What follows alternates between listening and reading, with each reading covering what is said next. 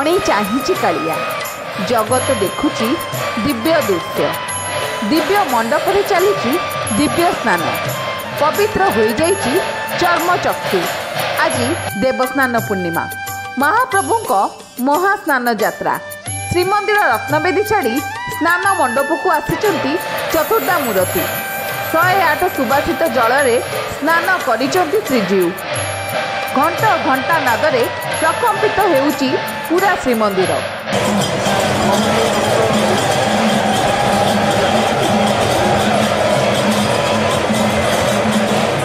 बड़ दाण्डे सृष्टि होइची भक्तिमय परिवेश। महाप्रभु पवित्र जन्मदिवस हेउची ज्येष्ठ पूर्णिमा तथा स्नान पूर्णिमा। एही दिन दारुदीयों आविर्भाव होइतिला। स्कंद पुराण उत्कल खंडरे यह वर्णित होइची। ज्येष्ठ पूर्णिमा को ठाकुरों पवित्र जन्मदिवस भाव इंद्र नीलमणि पुराण रे मध्य वर्णित होइची। वामदेव संहितार रही दिवसर दारु विग्रह रूपे श्रीजगन्नाथ आविर्भाव होइतिले। एणु राजा इंद्रद्युम्न भगवत निर्देश क्रमे एही दिन में चंदन मिश्रित सुना कूअरे जल ठाकुरों स्नान कराइछंती।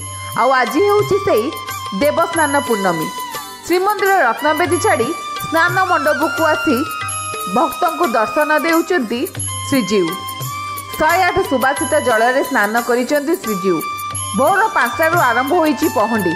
मध्याह्न 12:20 जलाबीज नीति सरी। अपराह्न 3टारे छेरा पहरा पर 3:40 हाथी बेस आरंभ होब। संध्या 7:30 राति 10:30 ताई साहाण मेला दर्शन पाई समय धार्य करा जायछि। भक्त माने ब्यारिकेड रे सिंहद्वार दे स्नान वेदी रे हाथी बेस दर्शन करिपारिबे। परे अन्य 3 द्वार दे प्रस्थान मध्य करिपारिबे। महाप्रभु को दुर्लभ हाथी बेस को भक्त माने बड़दाण्ड समेत स्नान मंडप रे अति निकटरू दर्शन करिबार सुजोग पाइबे। लोकों को भीड़ को दृष्टि रखी मार्केट छकरू मरीचिकोट छक और मरीचिकोट छकरू श्रीनगर जाए स्वतंत्र ब्यारिकेड व्यवस्था करा जायछि। ब्यूरो रिपोर्ट सर्वसाधारण न्यूज।